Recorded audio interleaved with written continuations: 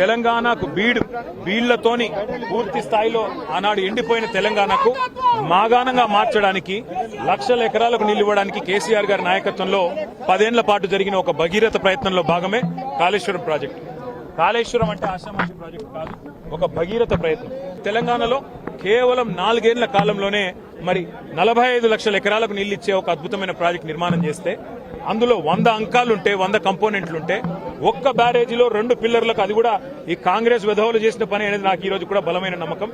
మరి ఇవాళ భూకంపం 7+ భూకంపం వచ్చినా అక్కడ తట్టుకొని నిలబడ్డది మేడిగడ్డ. అట్లాంటి మేడిగడ్డను, అట్లాంటి కాళేశ్వరాన్ని చిల్లర రాజకీయాల కోసం రైతుల ప్రయోజనాలు పక్కకు పెట్టి, రాష్ట్ర ప్రయోజనాలు పక్కకు పెట్టి, రాజకీయ ప్రయోజనాలే ముఖ్యంగా కాంగ్రెస్ బీజేపీ ఆడుతున్న చిల్లర నాటకానికి తెరదించే రోజు ఈ రోజే కాబోతున్నది. కేసీఆర్ గారు అన్ని కూడా స్పష్టంగా కమిషన్ ముందు ఏ రకంగా ఈ నిర్ణయాలు జరిగినాయి అనేది ప్రజాస్వామ్యబద్ధంగా చెప్తారు. ఆ తర్వాత తప్పకుండా మాకు విశ్వాసం ఉంది, ప్రజాక్షేత్రంలో గాని న్యాయస్థానాల్లో గాని తప్పకుండా ధర్మం న్యాయమే గెలుస్తుంది. రాజకీయం కాకపోతే ఏముందండి? 420 హామీలు ఇచ్చిన ఒక చిల్లర పార్టీ, ఒక చిల్లర ముఖ్యమంత్రి, గవర్నమెంట్ నడపచాతగాక ఆఖరికి ముఖ్యమంత్రి గారు పోర్ట్ఫోలియోలు ఇచ్చుదామంటే కూడా ఆయనకు పర్మిషన్ లేదు. ఢిల్లీకి పోయి కూర్చొని పోర్ట్ఫోలియోలు పంచుకునే దౌర్భాగ్య పరిస్థితుల్లో ఇంతకంటే ఎక్కువ తెలివితేటలు ఉంటాయని నేను అనుకోను. కాళేశ్వరమే కాదు, ఇంకా ఎన్ని కుట్రలు చేసినా, ఎన్ని కేసులు పెట్టినా, ఎన్ని కథలు పడ్డా ముఖ్యమంత్రి గారికి నేను ఒకటే గుర్తు చేస్తా ఉన్నా, నీ 420 హామీలు, నీ 6 గ్యారంటీల నుంచి ప్రజల దృష్టి నువ్వు మరల్చాలని ప్రయత్నం చేసినా మల్ల నీయం ప్రజల తరపున అడుగుతూనే ఉంటాం. నువ్వెన్ని రకాలుగా వేధించినా నిన్ను వదిలిపెట్టం, నీ కాంగ్రెస్ పార్టీని బొందబెట్టేదాకా వెంటాడుతూనే ఉంటాం. కేసీఆర్ గారు తెలంగాణ చరిత్ర. కేసీఆర్ ను ఇవాళ పిలిచి అది కూడా ఇరిగేషన్ గురించి మాట్లాడటము అంటే ఇది హనుమంతుడి ముందు కుప్పిగంతులు లాంటివి. ఎందుకంటే కేసీఆర్ గారికి ఉన్నంత క్షుణ్ణమైన అవగాహన, వాగులు, వంకలు, నదులు, చెరువులు, వీటి గురించి, ఇరిగేషన్ రంగం గురించి కేసీఆర్ కు ఉన్నంత అవగాహన బహుశా భారతదేశంలోనే ఈరోజు సమకాలీన రాజకీయాల్లో ఏ రాజకీయ నాయకుడు కూడా ఉండదు. మరి అట్లాంటిది కేసీఆర్ గారిని పిలిచి లేదు అడుగుతామంటే హనుమంతుడి ముందు కుప్పిగంతులే అవుతుంది. ముమ్మాటికి నిజాలు అల్టిమేట్ గా తేల్తాయి, ధర్మము న్యాయమే గెలుస్తుంది. అల్టిమేట్ గా కేసీఆర్ గారి పేరు చరిత్రలో సువర్ణాక్షరాలతో తెలంగాణను సాధించిన నాయకుడిగా, తెలంగాణను సస్యశ్యామలం చేసిన నాయకుడిగా చరిత్రలో సువర్ణాక్షరాలతో లిఖించబడుతుంది. ఈ చిల్లర రాజకీయాలు పట్టించుకోకండి. 6 గ్యారంటీలు, 420 హామీల మీదనే మనం అందరం దృష్టి పెడదాం. ఖచ్చితంగా రేవంత్ రెడ్డిని, కాంగ్రెస్ పార్టీని తొందరలోనే ఈ చిల్లర రాజకీయాలు అన్ని ముగిసిన తర్వాత ప్రజాక్షేత్రంలో బట్టలిప్పి నించోబెట్టే విధంగా కార్యాచరణ ఉంటది. దానికి మీ మద్దతు పలకాలని రాష్ట్రపతిని. రేవంత్ రెడ్డి అనే ఒక చిల్లర నాయకుడు, ఒక చిల్లర వ్యక్తికి కేబినెట్ అంటే అర్థం కాదు, కేబినెట్ ఎట్లా పనిచేస్తుందో అర్థం కాదు. ఎందుకంటే ఆయన ఆలోచనలు వేరు, ఆయన ఎజెండా వేరు. ఆయనకు రాష్ట్ర ప్రయోజనాల కంటే, రైతుల ప్రయోజనాల కంటే రాజకీయ ప్రయోజనాలు, రాక్షస ఆనందము, పైశాచిక ఆనందం ఆయనకు ముఖ్యం. ఆయన చిల్లర పని చేసి బ్యాగులు మోసి జైల్లో పడ్డాడు కాబట్టి మా వాళ్ళని కూడా కొంతమంది జైల్లో పెట్టాలనేది ఆయన వికృతమైన ఆలోచన తప్ప ఇంకోటి కానే కాదు.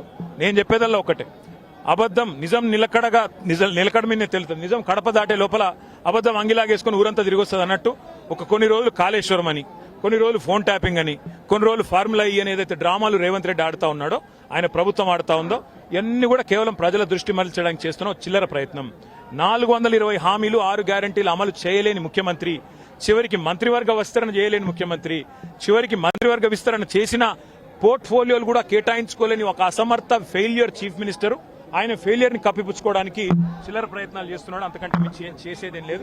కేసీఆర్ గారితో ఇరిగేషన్ గురించి మాట్లాడడం అంటే హనుమంతుడి ముందు కుప్పిగంతులాగా ఉంటుంది. ఎందుకంటే కేసీఆర్ గారికి సమకాలీన రాజకీయాల్లో భారతదేశంలో ఆయనకున్నంత క్షుణ్ణమైన అవగాహన, నదులు, వాగులు, వంకలు, చెరువులు ఏం చేయొచ్చు అనేది, ఏం చేసి చూపెట్టిందో కూడా కేసీఆర్ నాయకత్వం తెలంగాణ ప్రజల ముందే ఉంది. బ్రహ్మాండంగా తెలంగాణను 1,00,00,000 ఎకరాల మాగాణం చేసి, వరిధాన్యం ఉత్పత్తిలో పంజాబ్ను, హర్యానాను దాటిపోయి తెలంగాణ అనే కరువు పాలిత ప్రాంతాన్ని ఇవాళ భారతదేశంలో అగ్రభాగాన్ని నిలబెట్టినందుకు కేసీఆర్ గారికి నోటీసులు ఇస్తారా? లేదా ప్రపంచంలోనే అతిపెద్ద లిఫ్ట్ ఇరిగేషన్ ప్రాజెక్టును 4 ఏళ్లలో ప్రజాస్వామ్య భారతదేశంలో కట్టినందుకు మీరు నోటీసులు ఇస్తారా? దేనికి ఇస్తారు కేసీఆర్ కు నోటీసులు? అన్ని చర్చలు కూడా ఇవాళ కమిషన్ ముందు జరుగుతాయి. ఎన్ని ప్రశ్నలు అడిగినా వాటికి సమాధానాలు సమర్థవంతంగా మేము చెప్తాము. ఇప్పటికే హరీష్ రావు గారి ప్రజెంటేషన్ తోనే కాంగ్రెస్, బీజేపీ నాయకులు ఫ్యూజులు ఎగిరిపోయినాయి. ప్రజలకు కూడా మొత్తం వాస్తవాలు అర్థమైపోయినాయి. వాడు కొత్తగా చెప్పడానికి గానీ, మరి అడగడానికి గానీ వాస్తవంగా ఏం లేదు. కానీ సాంకేతికంగా పిలవాలి కాబట్టి పిలుచుడని నేను అనుకుంటాను. రేవంత్ రెడ్డి వాళ్ళ మామ దగ్గర కూర్చుంటే మంచిది. పిల్లనిచ్చిన మామ దగ్గర రేవంత్ రెడ్డి 5 నిమిషాలు కూర్చొని బుద్ధి జ్ఞానం తెచ్చుకుంటే మంచిది. సూదిని పద్మారెడ్డి గారు, గీత గారి తండ్రి వారు చెప్పినారు 94,000 కోట్ల ఖర్చైన ప్రాజెక్టులో 1,00,000 కోట్ల అవినీతి అనేది ఒక తెలివి తక్కువ అంటాడన్నాడు. మరి ఆ తెలివి తక్కువ ఆయన అల్లుడు, మా కర్మగాలి ఆ తెలివి తక్కువ ఇలా ఈ రాష్ట్రానికి ముఖ్యమంత్రి. కాబట్టి మేము అనేది ఏంటంటే రేవంత్ రెడ్డి గారు ముందు పోయి వాళ్ళ మామగారి దగ్గర కూర్చొని కొన్ని పాఠాలు నేర్చుకుంటే మంచిది. ఖచ్చితంగా కక్ష సాధింపు, రాజకీయ వేధింపు తప్ప ఇందులో ఏమీ లేదు. నిజం నిలకడ మీద తేలుతుంది. ముమ్మాటికి అల్టిమేట్ గా ప్రజాక్షేత్రంలో, న్యాయస్థానాల్లో ఎక్కడెక్కడైతే ఇవాళ ఈ విచారణను, ఈ వేధింపులను ప్రజలు గమనిస్తున్నారో, 1 కోటి ఎకరాల మాగాణం చేసి పంజాబ్ ను, హర్యానాను దాటే విధంగా తెలంగాణలో వ్యవసాయ ఉత్పత్తి పెంచిన కేసీఆర్ గారి మీద వేధింపుకు పాల్పడితే తప్పకుండా ప్రజాక్షేత్రంలో ప్రజలే బుద్ధి చెప్తారు. ఏడాదిన్నర కాలంగా ఒక ప్రాజెక్టు డిపిఆర్ గానీ, కనీసం శంకుస్థాపన గానీ, ఒక ఇటుక పెట్టి కట్టే దాఖలాలు లేవు. ఎట్లా చూస్తారు కాంగ్రెస్ పార్టీ? ఎట్లా చూసేదేముంది, ఇటు కూలగొట్టడానికి వచ్చింది తప్ప కట్టనికి రాలేదు. ఈ పేదల ఇండ్లు కూలగొట్టడం, ఇట్లాంటి ప్రాజెక్టులు కూలగొట్టడం, విధ్వంసకరమైన ఆలోచనలు, రాజకీయ వేధింపులు, కక్ష సాధింపు తప్ప ఈ సన్నాసికి ఏమి చేత కాదని అర్థమవుతా ఉంది. అందులో అర్థం కాకపోవడానికి 100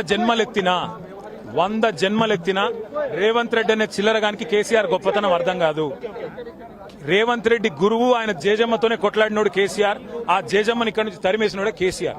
కాబట్టి రేవంత్ రెడ్డి అనే చిల్లరగాడు ఏం మాట్లాడినా, ఆయన చిల్లర ప్రభుత్వం ఏం చేసినా కేసీఆర్ ఎంటిక కూడా పీకలేరు.